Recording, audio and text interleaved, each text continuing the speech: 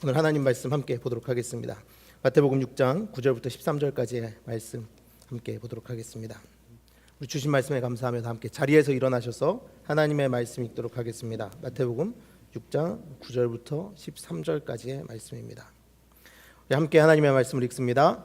그러므로 너희는 이렇게 기도하라. 하늘에 계신 우리 아버지여, 이름이 거룩히 여김을 받으시오며 나라가 임하시오며 뜻이 하늘에서 이루어진 것 같이 땅에서도 이루어지이다. 오늘 우리에게 일용할 양식을 주시옵고 우리가 우리에게 죄 지은 자를 사하여 준 것 같이 우리 죄를 사하여 주시옵고 우리를 시험에 들게 하지 마시옵고 다만 악에서 구하시옵소서. 나라와 권세와 영광이 아버지께 영원히 있사옵나이다. 아멘. 하나님의 말씀입니다. 하나님 감사합니다. 아멘. 자리에 앉으시겠습니다. 여러분, 지난 한 주 동안 주기도문의 의미에 대해서 생각해 보며 혹시 그것으로 기도해 보셨습니까? 예수 그리스도께서 우리에게 이 기도를 가르쳐 주시며 이렇게 기도하라 하셨다면 분명히 우리가 그것을 기도해야 함은 그리스도인들의 의무가 될 것입니다. 자, 지금까지 우리가 했어야 하는 기도는 무엇입니까? 하나님 아버지의 이름이 거룩히 여김을 받기를, 그리고 하나님 나라가 우리 가운데 임하시기를, 그리고 하나님의 뜻이 우리 가운데 이루어지기를 구했습니다. 그러니까 예수님 믿어 구원받은 자들에게 삶 속에서 반드시 이 모든 것이 이루어져야 합니다. 우리는 이 강구를 사실 이 주기도문을 전반부와 후반부로 나누어서 이 강구를 나누어서 이야기하는데요. 일반적으로 주기도문의 전반부는 하나님 청원이라고 부릅니다. 왜냐하면 모든 것이 하나님 아버지의 이름이, 그리고 하나님의 나라가, 그리고 하나님의 뜻이 이루어지기를 이렇게 구하고 있기 때문입니다. 자, 후반부는 그러면 어떻게 나누느냐? 후반부는 우리의 청원이라고 부릅니다.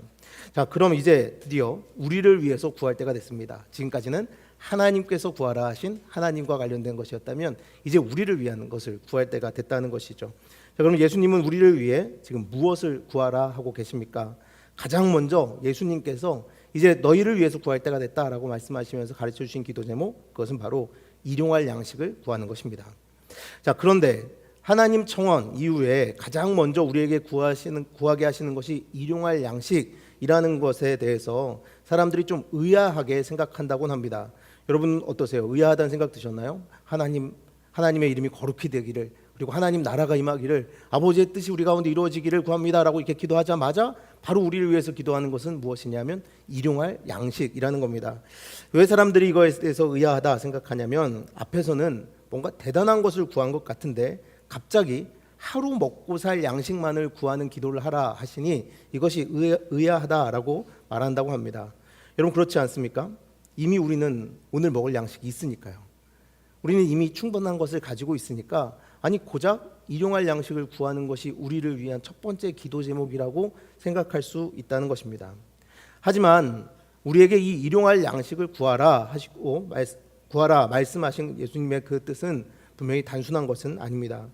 어떤 신학자는 이 주기도문 주석을 쓰면서 이 강구를 전반의 세 간구와 후반의 강구를 가운데서 위치하여 이어가는 가장 중요한 기도 제목이다라고 해석한 분이 있었습니다. 이것은 미래에 완성된 하나님 나라를 추구하기 위해서, 그리고 현재에 임한 하나님 나라를 살기 위해서 꼭 필요한 기도 제목이라고 설명하면서 말입니다. 자, 그럼 이 일용할 양식을 구하는 것이 왜 중요한지를 말씀을 통해 한번 보도록 하겠습니다. 일용할 양식을 구한다 할 때 여러분 가장 먼저 생각나는 이들이 있지 않습니까? 일용할 양식을 구한다라고 하면 가장 먼저 생각나는 공동체 누가 있습니까? 출애굽 공동체가 생각나지 않으시나요?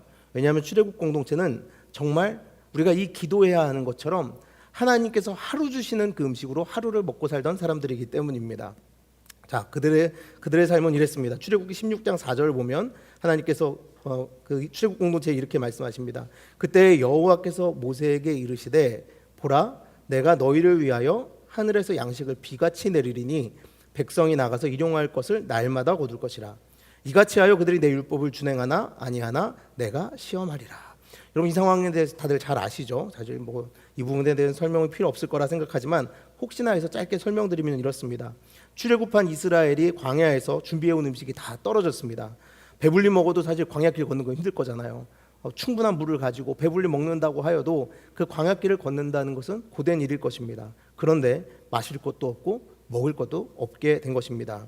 그러다 보니 그 광야를 걸어가면서 이들에게서 불만이 터져 나오는 것은 너무나도 당연했습니다. 그래서 그들은 모세와 아론을 원망했다라고 성경에 되어 있습니다. 물론 이것이 모세와 아론에 대한 원망이라고 성경은 말하지만 그들의 마음속 깊숙한 곳에서는 하나님을 원망하는 마음이 분명히 있었습니다. 왜 우리를 끄집어내 가지고 그냥 애굽에서 종살이나 하게 두시지 왜 이 고난 가운데로 우리를 이끄셨나라고 그들은 하나님을 원망했던 것입니다. 자, 그렇게 원망하는 이들을 위해서 하나님께서 말씀해 주신 것입니다. 이제부터는 하늘에서 비처럼 너희의 양식을 내가 내려주겠다라고 말입니다. 자, 그런데 여기에는 조건이 하나 달려 있습니다. 그것은 무엇이었냐면 안식일 전날이 아니고선 날마다 그것을 거두어야 한다는 것입니다. 만약 욕심을 내면 어떻게 될까요? 날마다 이것을 거두라고 하나님께서 말씀하셨는데 욕심을 내서 이틀치를 거둔다면 어떻게 되죠? 네, 냄새나서 못 먹게 되죠. 벌레가 생기거나. 16장 20절입니다. 출애굽기 16장 20절 그들이 모세에게 순종하지 아니하고 더러는 아침까지 두었더니 벌레가 생기고 냄새가 난지라. 모세가 그들에게 노하니라. 욕심을 부려서 분명히 만나를 더 취하는 사람도 있었습니다. 하나님의 말씀을 따르지 않고 혹시나 내일 안 오면 어떡하지? 내일 모자라면 어떡하지? 하는 마음에 조금 더 가지면 내 삶이 평안하겠지라는 마음으로 더 취하는 사람들이 있었습니다. 그러나 다음 날이 되면 여지없이 벌레가 생기고 악취가 나서 먹을 수 없게 되었습니다. 하나님은 오직 단 하루 그 일용할 양식만을 그들에게 허락한 것입니다. 자, 그래서 이스라엘은 철저하게 이 하나님 나라를 이루어가는 이스라엘은 철저하게 하나님이 주시는 하루의 양식으로만 살았습니다. 그들의 생명을 위하여 그들이 다른 것을 할 수가 전혀 없었습니다. 내가 내 생명을 조금 더 윤택하기 위하여 무엇인가를 더 해봐야지 이런 게 허락되지 않았다라는 거예요.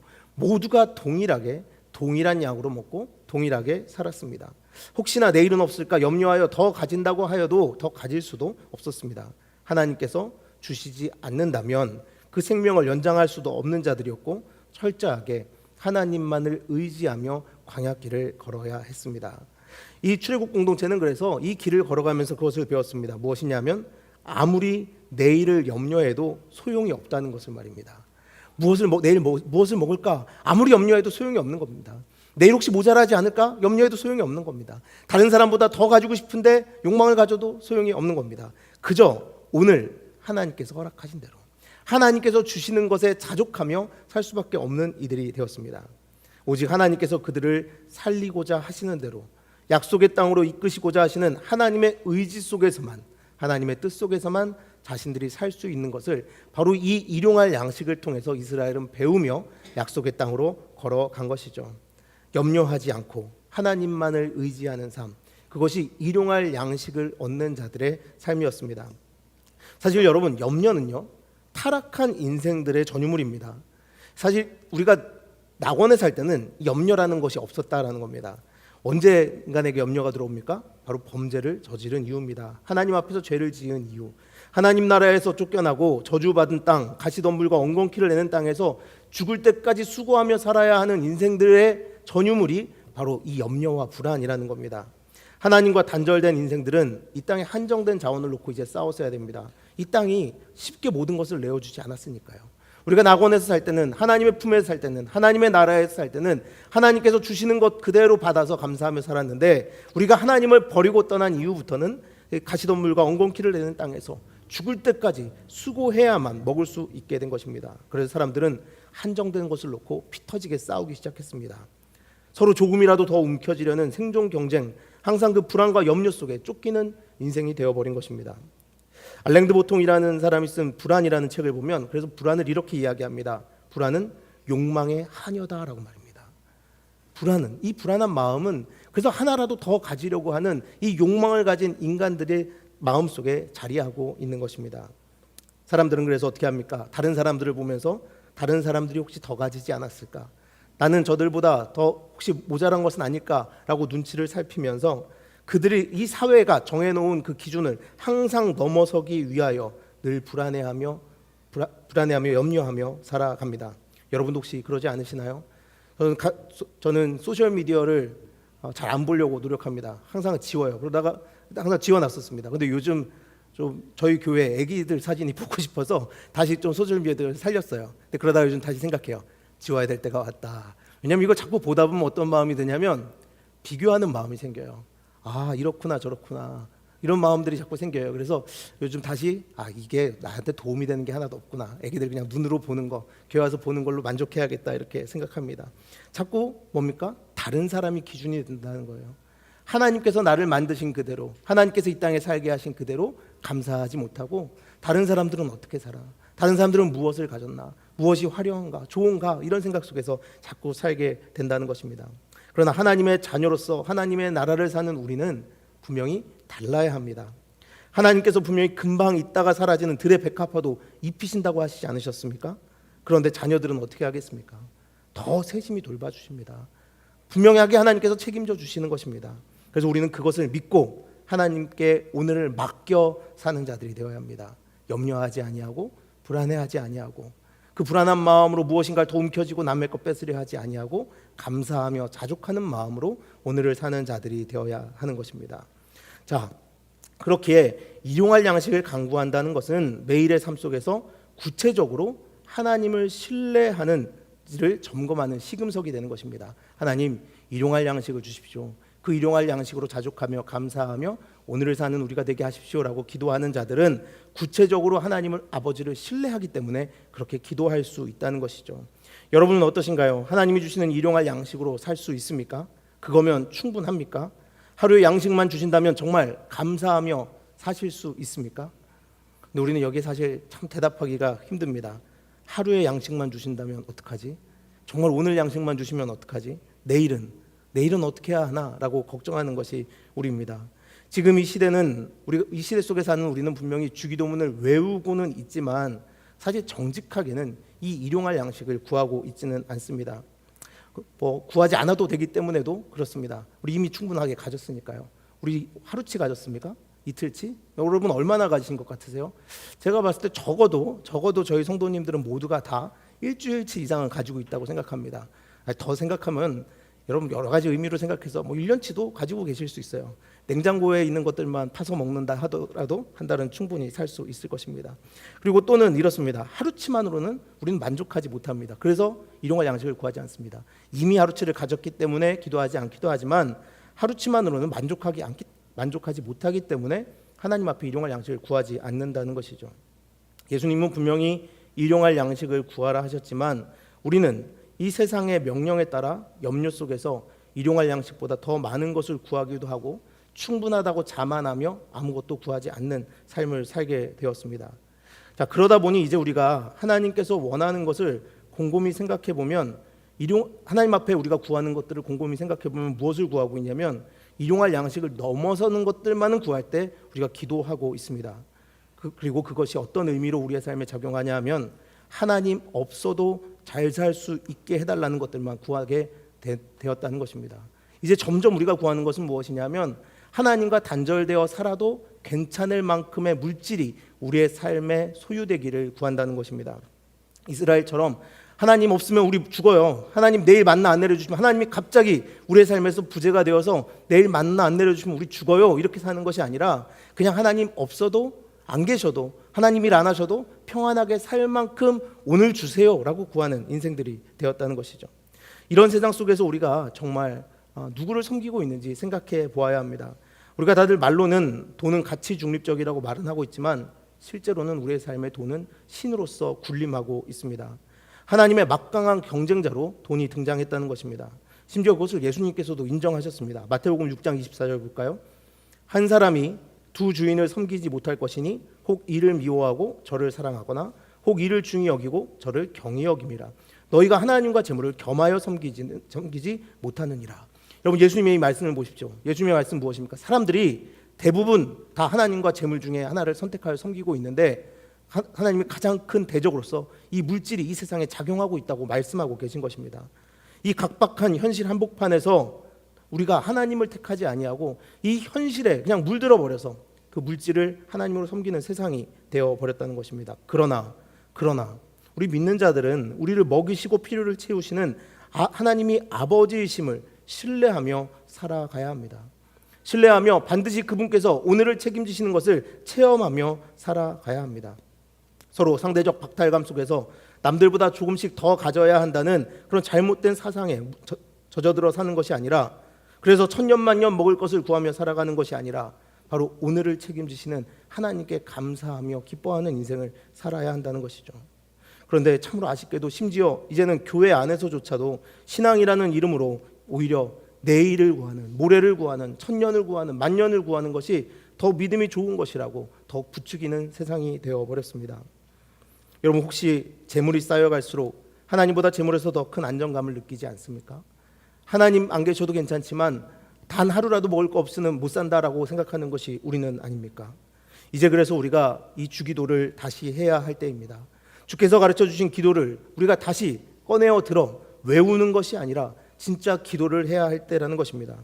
이 기도를 하며 염려하지 않아도 하나님이 우리를 책임져 주신다는 믿음을 회복해야 하는 것입니다. 사람들은 우리에게 분명히 물을 것입니다. 야, 믿음이 밥 먹여주냐? 여러분 뭐라고 대답하시겠어요? 믿음이 밥 먹여주냐 그러면? 제가 신학한다 그랬을 때 친구 중에 정말 그런 얘기를 한 적이 있어요. 야, 믿음이 밥 먹여주냐? 무슨 그냥 교회만 잘 다니면 됐지 신학교까지 가라고 저에게 말하는 친구가 있었습니다. 여러분 어떻게 생각하십니까? 믿음이 밥 먹여줍니까? 이제 우리는 대답해야 합니다. 믿음이 밥 먹여줘. 믿음이 오늘을 살게 하는 능력이야 라고 말할 수 있어야 한다는 것입니다. 믿음은 그리스도인이 이 땅의 현실을 살아가는 원리입니다. 이 땅에서 하나님 나라를 사는 원리가 되어야 합니다. 그래서 이 기도를 하는 자들이 이 땅에 하나님의 뜻이 이루어지기를 구하며 사는 자들이 될 수 있는 것입니다. 여러분, 이 의미에서 일용할 양식을 구하는 자들만이 우리가 앞에 전반부에서 했던 그 하나님의 청원을 이 땅 가운데에서 이루며 살아가는 자들이 될 수 있는 것입니다. 이 세상을 이제 두려워하지 않으니까요. 세상의 염려 속에 살지 않으니까요. 하나님을 바라보고 하나님의 뜻만을 구하며 사는 자들이 되었으니까요. 그래서 신명기 8장 3절은 이렇게 말합니다. 너를 낮추시며 너를 줄이게 하시며 또 너도 알지 못하며 내 조상들도 알지 못하던 만나를 내게 먹이신 것은 사람이 떡으로만 사는 것이 아니요 여호와의 입에서 나오는 모든 말씀으로 사는 줄을 네가 알게 하려 하십니다. 하나님께서 만나를 먹이신 것은 하나님의 말씀으로 사는 것을 알게 하려 하심이라 라고 분명히 말하고 있습니다.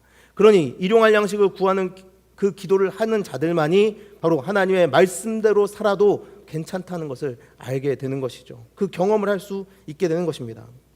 여러분, 그러나 이것이 단순히 우리가 하루를 먹는 것만을 얻는 삶이 된다는 것을 의미하는 것은 아니니까 너무 두려워할 필요는 없습니다. 갑자기 우리가 그래요, 그럼 정말 진심으로 오늘부터 일용할 양식을 구해보겠습니다 라고 기도하면 하나님께서 갑자기 그래, 이제부터 너희는 일용할 양식만 허락하겠다라고 나머지를 다 걷어가신다는 것은 아니라는 겁니다. 물론 그러실 수도 있죠. 그건 하나님 마음이니까요.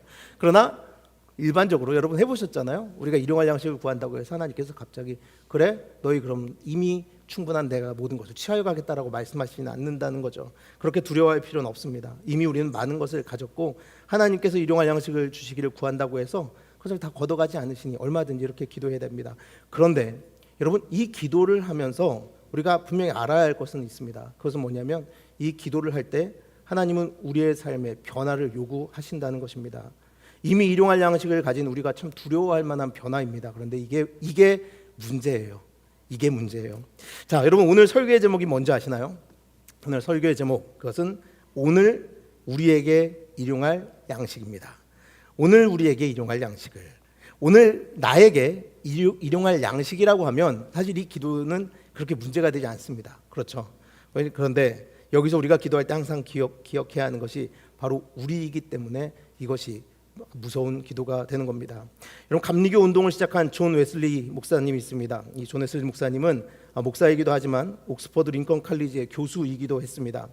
자, 이분이 그런데 그 교수가 되고서 점점 시간이 지나면서 그 교수로서의 연수도 차고 그리고 점점 유명해지면서 저술과 강연으로 많은 돈을 벌게 되었습니다. 처음 교수가 되었을 때 이 웨슬리 목사님이 소득이 연소득 30파운드였다고 합니다. 30파운드가 정확히 얼마나 지금 돈으로 되는지는 모르겠지만 그 책에서 본 바로는 독신 남자 한 사람이 한 해 동안 살아갈 수 있을 만큼의 액수였다고 합니다. 그러니까 교수가 되었으니까 그냥 1년 동안은 평범하게 살 만큼의 돈을 받았다는 거예요. 이때 이 30파운드를 처음 받고서 이 존 웨슬리 목사님이 그 중에 2파운드를 가난한 사람들을 위해 사용하고 자신을 위해서 28파운드를 사용했다고 합니다. 그런데 이분이 이제 진급하면서 점차 연수가 늘어나면서 소득이 늘잖아요. 근데 이 옥스퍼드 대학교가 돈을 많이 줬나 봐요. 바로 2년 차에 그 전보다 2배 오른 60파운드를 받았다고 합니다. 자, 소득이 2배로 늘면 여러분은 얼마를 구제를 위해서 사용하시겠습니까? 작년도에 30파운드 중에 2파운드를 소득의 2파운드를 구제를 위해 사용했습니다. 자, 그런데 그러면 얼마가 적당하다고 생각하세요? 얼마가 적당하다고 생각하세요? 4파운드가 적당하죠. 그렇죠? 4파운드가 적다. 저도 그렇게 생각해요. 뭐 더 그 정도면 충분하다라고 생각합니다. 그런데 이분이 60파운드 중에 4파운드를 구제를 위해서 사용하고 나머지 56파운드로 1년을 산 것이 아니라 어떻게 살았냐면 전년도와 마찬가지로 28파운드로 생활을 하고 나머지 32파운드를 가난한 자들에게 나누어 주었다고 합니다. 자, 그리고 그 다음에 수입이 90파운드로 늘었을 때 어떻게 됐을까요? 그때도 역시였습니다. 생활비로 28파운드를 쓰고 나머지 전부를 가난한 사람들에게 나누어 주었다고 합니다.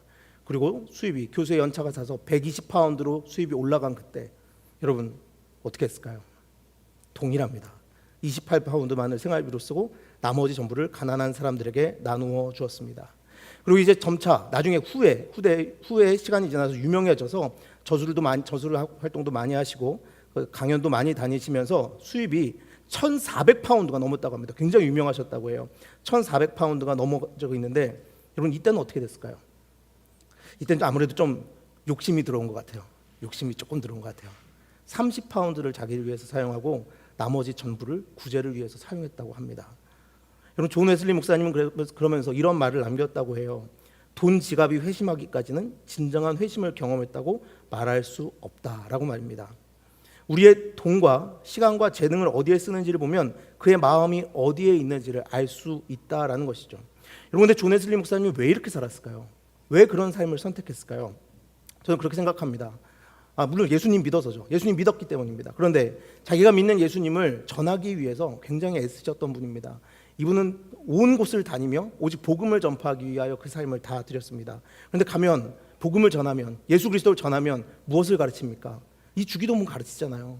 그럼 그 굶고 있는 사람들, 힘들어하는 사람들에게 이 주기도문을 가르칠 때 분명히 일용할 양식을 구할 것을 가르쳤을 겁니다. 일용할 양식을 구하라. 하나님이 주실 것이다.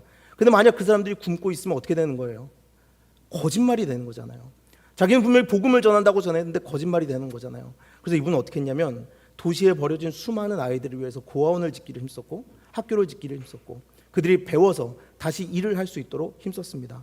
뿐만 아니라 술에 쩌들어서 도박에 쩌들어서 하루하루를 탕진하고 있던 여러 노동자들을 데려다가 그들에게 복음을 가르치고 다시 그들의 삶을 가정으로 돌려보내 그 가정에 있는 아이들과 아내가 굶지 않도록 애썼습니다. 그것을 위해 자신의 모든 재산을 드린 것입니다. 그는 자신의 삶을 채우시는 하나님의 은혜를 자신에게만 가둬둔 것이 아니라 이렇게 우리로 확장해 나갔습니다. 점점 이 산업혁명으로 인해서 시대가 변해가고 있던 이때 사람을 사람으로 보지 않고 도구로만 보고 있던 이때에 존 웨슬리 목사님은 아니다. 너희는 모두가 다 하나님의 자녀고 너희가 일용할 양식을 구한다면 하나님이 주실 것이라는 것을 그가 받은 은혜로 말미암아 채워진 그 인생을 나누어 주음으로 보여주셨다는 겁니다. 예수님 믿으니까요. 예수님이 나를 책임지실 걸 믿으니까 내게 주신 이 일용할 양식을 넘어서는 모든 것은 나누어줘도 나는 풍요하다, 감사하다라고 그렇게 나누어 준 것입니다. 일용할 양식을 구하며 그래서 그는 말씀에 그렇게 순종해 나갔습니다. 예수님 믿는 자들의 삶은 이렇게 변화되어 갑니다. 그래서 제가 조금 전에 여러분 이 기도가 위험하다고 말씀드린 겁니다. 요한복음 6장 35절 말씀은 이렇게 나옵니다. 예수께서 이르시되 나는 생명의 떡이니 내게 오는 자는 결코 줄이지 아니할 터이요 나를 믿는 자는 영원히 목마르지 아니하리라. 그럼 웨슬리 목사님은 이걸 믿었습니다. 내가 예수님 믿으니까 생명의 떡, 생명의 떡이 되시는 예수 그리스도를 나는 믿으니 영원히 목마르지 않고 나는 그 떡으로 영원히 굶지 아니하고 하나님 나라를 오늘 살 수 있다라고 믿은 것입니다. 오늘뿐만이 아니라 영원한 생명을 책임지는 예수님의 이 음성을 듣고 그 길을 따라간 자. 그래서 그는 우리를 위한 이 기도를 하였고 우리를 위한 그 삶을 산 것입니다. 여러분은 어떠십니까? 여러분은 예수님 믿으십니까? 당연히 예수님 믿으니까 이곳에 오셨죠. 예수님 믿지 않으면 이곳에 올 이유가 전혀 없습니다. 그러면 예수님이 우리를 위해서 무엇을 하셨는지 그 일을 통하여 이루고자 하신 일이 무엇인지를 여러분 알고 계십니까? 그리고 세상에 나아가서 예수 그리스도의 복음을 전파하며 십자가의 증인으로 살고 계십니까? 그럼 사람들에게 이 기도를 여러분도 가르쳐 주셔야 할 텐데 여러분은 혹시나 이 세상에 복음을 전하면서 여전히 만약에 굶고 있는 자들이 있다면 어떻게 행동하시겠습니까? 여러분 히브리서 2장 14절 15절은 우리에게 이렇게 말합니다. 자녀들은 혈과 육에 속하였음에 그도 또한 같은 모양으로 혈과 육을 함께 지니심은 죽음을 통하여 죽음의 세력을 잡은 자 곧 마귀를 멸하시며 또 죽기를 무서워함으로 한평생 매어 종노릇하는 모든 자를 놓아주려 하심이라. 여러분, 예수님을 믿는다면 죽기를 무서워함으로 한평생 그 염려와 불안 속에 매어 종노릇하던 모든 자들이 아니라 이제 자유한 자들이 되었다는 것을 의미합니다. 우리는 예수님께서 십자가를 지심으로 더 이상 혈과 육에 매여 두려움 속에 살아가지 않아도 된다는 것입니다.